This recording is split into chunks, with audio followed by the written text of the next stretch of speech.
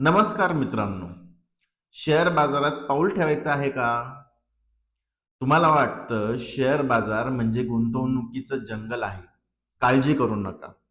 आज आपण हे सगळं सोपं करून घेणार आहोत. पुढील 10 महत्त्वाच्या गोष्टी तुम्हाला शेअर बाजारात समजण्यास मदत करतील.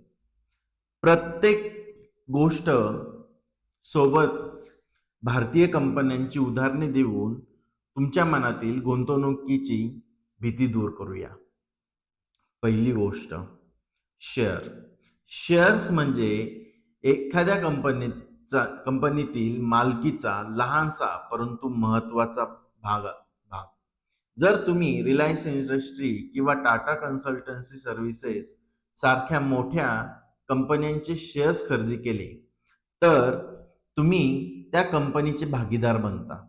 म्हणजे तुम्हाला त्या कंपनीच्या नफ्यातून काही हिस्सा मिळण्याचा आणि कंपनीच्या मालमत्तेत तुमचा छोटासा हिस्सा राहतो. शेअर बाजारात शेअर्सची खरेदी विक्री होते आणि शेअर म्हणजे गुंतवणुकीचा पाया आहे. दुसरी गोष्ट, शेअर बाजार आणि निर्देशांक म्हणजे काय? शेअर बाजार म्हणजेच बाजारपेठ. तिथं विविध कंपन्यांचे शेअर्स खरेदी विक्री केले जातात. भारतात प्रमुख 2 बाजारपेठा आहेत. पहिली NSE आणि दुसरी BSE. बॉम्बे स्टॉक एक्सचेंज आणि नॅशनल स्टॉक एक्सचेंज. या बाजारपेठेंमध्ये सेन्सेक्स आणि निफ्टी ही प्रमुख निर्देशांक आहेत. निर्देशांक हे बाजाराचे आरोग्य मोजण्याचे साधन आहे. जसे थर्मामीटर तापमान मोजतो. उदाहरणार्थ, जर सेन्सेक्स सातत्याने वाढत असेल तर आर्थिक घडामोडी सकारात्मक आहेत आणि गुंतवणूकदार उत्साही असतात.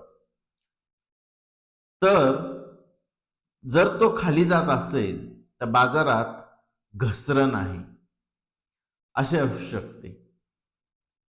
त्याच्यानंतर तिसरी गोष्ट, IPO, इनिशियल पब्लिक ऑफरिंग.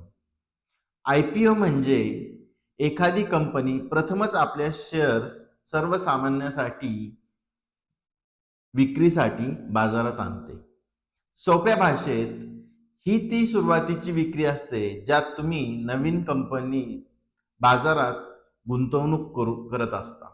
उदाहरणार्थ, झोमॅटो, पेटीएम, नायका यांसारख्या भारतीय स्टार्टअप्सने IPO करून शेअर्स विक्रीस आणले.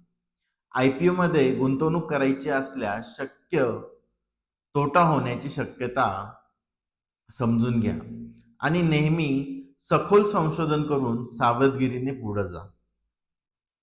चौथी गोष्ट, मार्केट कॅपिटलायझेशन म्हणजेच बाजार भांडवल. बाजार भांडवल म्हणजे कंपनीची एकूण किंमत जी गणती केली जाते कंपनीतील सर्व शेअर्सची संख्या एका शेअर्सच्या बाजार किमतीत. उदाहरणार्थ, TCS किंवा रिलायन्स इंडस्ट्रीज सारख्या कंपन्यांचे बाजार भांडवल लाखो कोटी रुपयांमध्ये असते.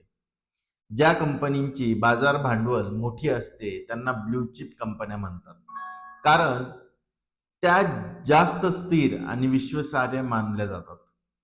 बाजार भांडवल पाहून तुम्हाला कंपनीचा आकार आणि सामर्थ्य समजण्यास मदत होते. त्यामुळे गुंतवणूक करण्यास खातरजमा मिळते. पाचवी गोष्ट, डिव्हिडंड म्हणजेच लाभांश. लाभांश म्हणजे कंपनीने कमवलेल्या नफ्यापैकी शेअरधारकांना वाटप केलेला भाग. उदाहरणार्थ, नेस्ले इंडिया, HDFC बँक किंवा TCS सारख्या कंपन्या दरवर्षी नफा वाटप म्हणून पैसे देतात. जर तुम्ही एखाद्या कंपनीचे शेअर्स खरेदी केले असेल तर तुम्हाला त्या कंपनीच्या नफ्यातून नियमित उत्पन्न मिळू शकते. लाभांश मिळाल्याने तुमच्या गुंतवणुकीतून आणखी एक उत्पन्न मिळते.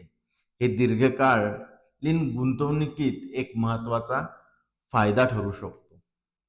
सहावी गोष्ट, डीमॅट अकाउंट. डीमॅट अकाउंट म्हणजे डिजिटल खाते.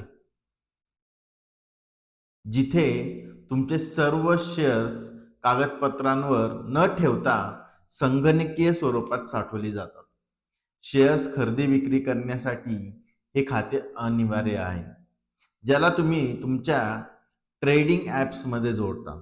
उदाहरणार्थ झरोदा किंवा अपस्टॉक, शेरेखान यांच्यासारख्या ब्रोकरद्वारे तुम्ही डीमॅट खाते सहज उघडू शकता. या खात्याद्वारे तुम्ही तुमची शेअर्सची स्थिती कधीही तपासू शकता आणि ऑनलाईन व्यवहार करू शकता.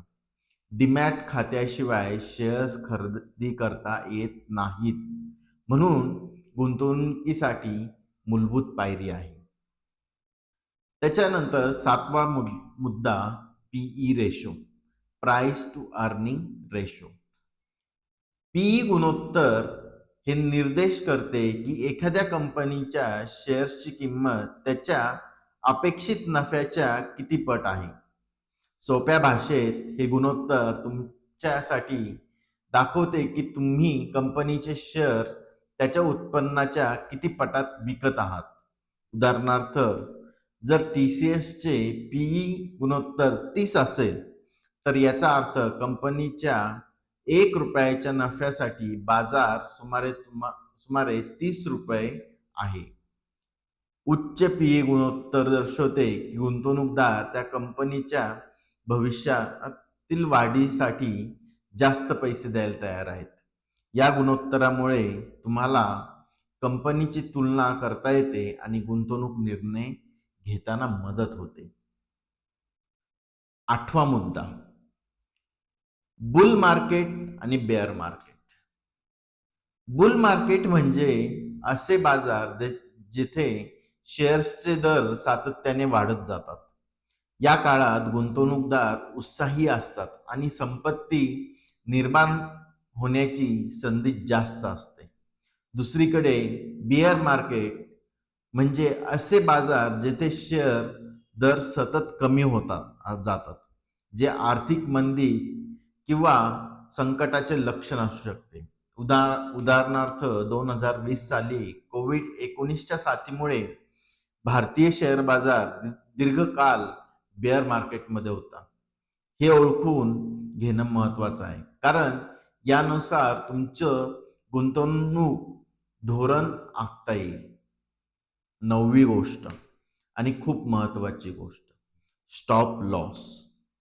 स्टॉप लॉस हा एक आदेश आहे जो तुम्ही तुमच्या ट्रेडिंग ॲपमध्ये सेट करू शकता, ज्यामुळे तुमचे नुकसान मर्यादित होते.